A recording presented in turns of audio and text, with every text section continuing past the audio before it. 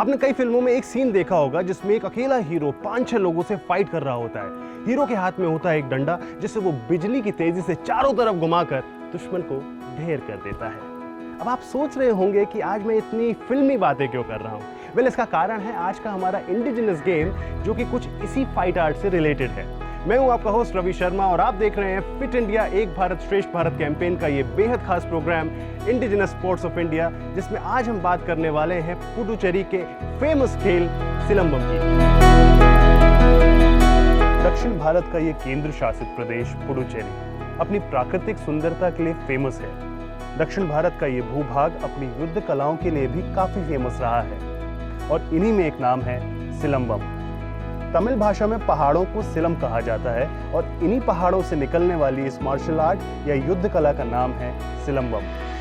सिलंबम एक weapon based martial art form है जिसमें सबसे मुख्य हथियार होता है बैम्बू स्टिक यानी बांस की बनी हुई लाठी।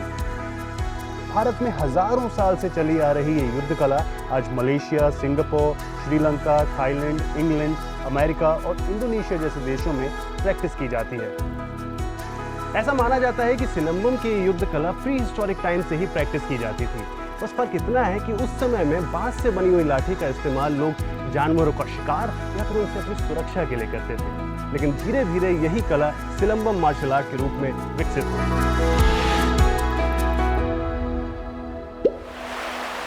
ऋषि अगस्त्य को प्राचीन युद्ध कला का पहला गुरु माना जाता है।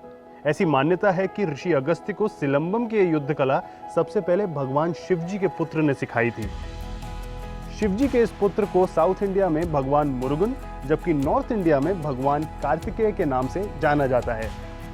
ऋषि अगस्त्य ने तमिलनाडु के पहाड़ों में रहने वाली नरिकुरवा जनजाति को यह कला सिखाई। सिलंबम कला का उपयोग इस जनजाति के लोग शिकार करने के लिए करते थे।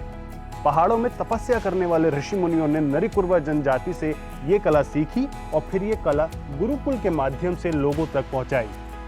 राजाओं के संरक्षण में ये युद्ध कला धीरे धीरे काफी विकसित हुई। सिकंदर और पोरस के बीच हुई लड़ाई के बारे में ज्यादातर लोग जानते हैं, लेकिन क्या आपको पता है कि इस युद्ध में पोरस की सेना ने बैम्बू स्टिक का यूज करके सिलंबम कला से भी युद्ध किया था। इनफैक्ट द्रविड़ राजाओं की पैदल सेना में एक टुकड़ी सिलंबम फाइटर्स की भी होती थी। भारत में युद्ध कलाओं का इतिहास काफी पुराना और रोमांचक रहा है। इन्हीं युद्ध कलाओं में रूल्स एंड रेगुलेशंस बनाकर इनको एक खेल की तरह लोगों तक पहुंचाया गया है। सिलंबम की बात करें तो अब तक आपको ये तो पता चल ही गया होगा कि इसका मुख्य हथियार है डंडा, लेकिन इसके अलावा कई और वेपन्स हैं जो कि सिलंबम में यूज किए जाते हैं। तो चलिए जानते हैं इन हथियारों के बारे में और इन्हें यूज कैसे किया जाता है। सिलंबम एक वेपन बेस्ड मार्शल आर्ट है जिसमें सबसे प्रमुख हथियार होता है बांस की बनी हुई लाठी, लेकिन इसके अलावा कुछ और हथियार जैसे मादुगु यानी डियर हॉर्न, काठी यानी नाइफ और वाल यानी सोर्ड का भी प्रयोग होता है। इसके अलावा सिलंबम के अनआर्म्ड वर्जन में जानवरों की मुद्राओं जैसे स्नेक पोज, टाइगर पोज या ईगल पोज का उपयोग करके भी फाइट्स की जाती हैं।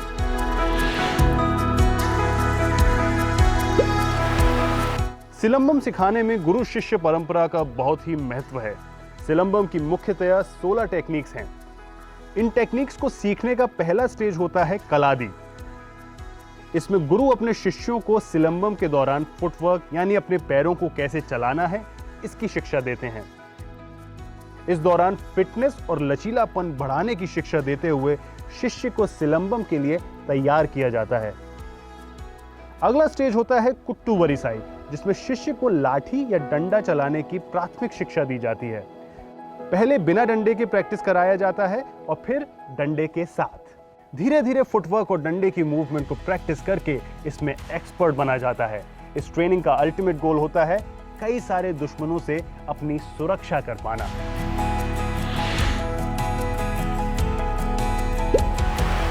सिलंबम की ट्रेनिंग सामान्यतः छोटे ग्रुप में या 1-to-1 की जाती है। ट्रेनिंग में लगभग 10 स्टेज होते हैं जिनको पूरा करने में कई बार 7 साल तक का समय लग सकता है। पहला स्टेप होता है ओत्थाई विच्ची, जिसमें मसल्स, नर्व्स और टेंडन की कंडीशनिंग पर ध्यान दिया जाता है।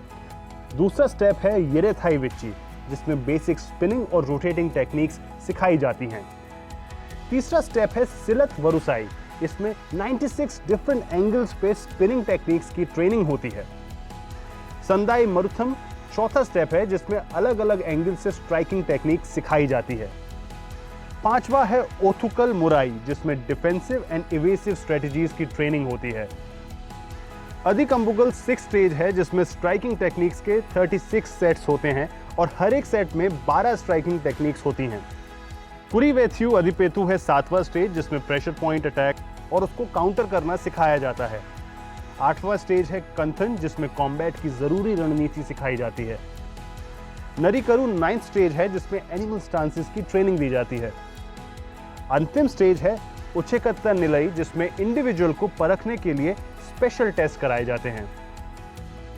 सिलंबम एक मार्शल आर्ट फॉर्म तो है ही, लेकिन इसके अलावा इसे एक स्पोर्ट के रूप में भी खेला जाता है। इसके कुछ रूल्स एंड रेगुलेशंस हैं जिनके आधार पर इस खेल की प्रतियोगिताएं करवाई जाती हैं।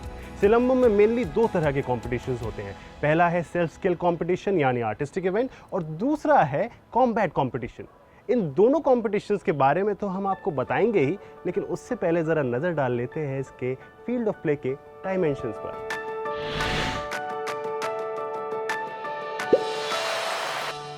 दोनों ही तरह के इवेंट सर्कुलर मैट पर होते हैं।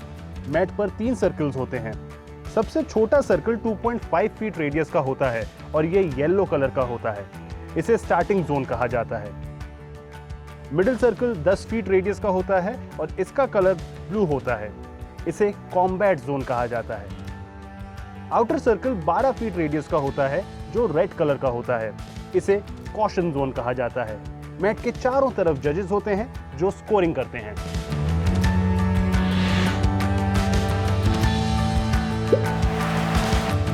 आर्टिस्टिक इवेंट मेनली 5 तरह के हैं। पहला है ओत्रई कंबू वीचू यानी सिंगल स्टिक रोलिंग। इसमें प्रतिभागी को सिंगल स्टिक का उपयोग करके अटैक और डिफेंस करने की कला का प्रदर्शन करना होता है। दूसरा है इरेतई कंबू वीचू यानी डबल स्टिक रोलिंग। इसमें प्रतिभागी को दोनों हाथों में स्टिक लेके तेजी से घुमाते हुए डिफेंस और अटैक एक साथ करने की कला का प्रदर्शन करना होता है। तीसरा है वाल कंबू वीचू। इसमें मुख्य हथियार होता है डंडे के ऊपर लगा हुआ नुकीला भाला। इस हथियार का उपयोग करके डिफेंस के अलावा एक साथ कई विरोधियों का सामना किया जा सकता है। चौथा है वाल वीचू जिसमें घुमावदार तलवार का प्रयोग किया जाता है। इसमें सिंगल तलवार और डबल तलवार दोनों का ही प्रयोग किया जाता है। पांचवा आर्टिस्टिक इवेंट है सुरूल वाल वीचू जिसमें लचीली स्टील की विप का प्रयोग किया जाता है। इसकी हाइट 4.5 फीट से 6 फीट तक होती है जो प्रतिभागी की हाइट के हिसाब से कम या ज्यादा हो सकती है। इसमें भी डिफेंस और अटैक के बहुत सारे तरीके हैं जिनका सिंगल सुरूल वाल और डबल सुरूल वाल दोनों ही तरीके से प्रदर्शन करना होता है। हर एक प्रतिभागी को 2 मिनट का समय मिलता है जिसमें उसे कई तरह की स्किल्स का प्रयोग करके जजेस को इंप्रेस करना होता है।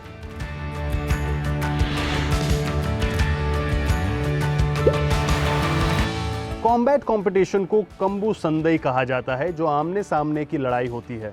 इसमें 2-2 मिनट के 3 राउंड होते हैं और हर एक राउंड के बीच 1 मिनट का ब्रेक होता है। हर एक खिलाड़ी को अपने स्टिक या वेपन से अपने ओपोनेंट को टच करना होता है। हर एक टच के लिए मिलता है 1 पॉइंट, लेकिन सर, गर्दन, चेहरा, हिप से मिड थाई और एल्बो से फिंगर्स तक के एरिया को आप टच नहीं कर सकते। मैट के चारों तरफ बैठे जजेस सारे पैरामीटर्स को ध्यान में रख के पॉइंट्स देते हैं और 3 राउंड के बाद विजेता का फैसला होता है। इसके अलावा भी सिलंबम की कई सारी ऐसी टेक्निक्स हैं जिनका उपयोग अलग अलग तरह की फाइट के लिए किया जाता है।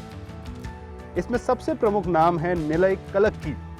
ये सिलंबम की प्राचीनतम तकनीकों में से एक है। निलय कलक्की का मतलब होता है लगातार मुद्राएं बदलना। सिंगल लाठी से एक साथ कई योद्धाओं का सामना करना निलय कलक्की तकनीक का मुख्य उद्देश्य है। इसके अलावा अटैक से बचने की भी कई सारी कलाएं सिलंबम की ट्रेनिंग में सिखाई जाती हैं, जैसे थिरप्पू यानी लॉक्स को काउंटर करने की तकनीक या फिर कोलुवुथल यानी ब्लॉकिंग और अटैक दोनों एक साथ करना। एक एक्सपर्ट सिलंबम प्रैक्टिशनर वर्मा कलाई यानी प्रेशर पॉइंट फाइटिंग का भी एक्सपर्ट होता है। उसे पता होता है कि शरीर के किस अंग को स्ट्राइक करने से ओपोनेंट को गिराया या बेहोश किया जा सकता है।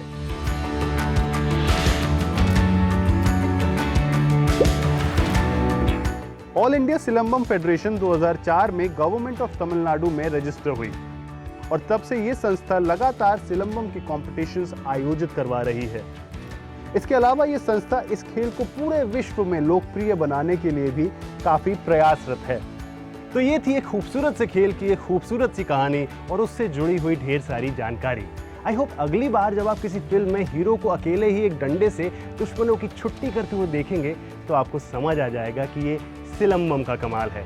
ऐसे ही कुछ कमाल के खेलों के साथ हम आपके सामने फिर हाजिर होंगे हमारे फिट इंडिया एक भारत श्रेष्ठ भारत कैंपेन के इस बेहद खास programme indigenous sports of India में। तब तक के लिए यू स्टे फिट। जय हिंद।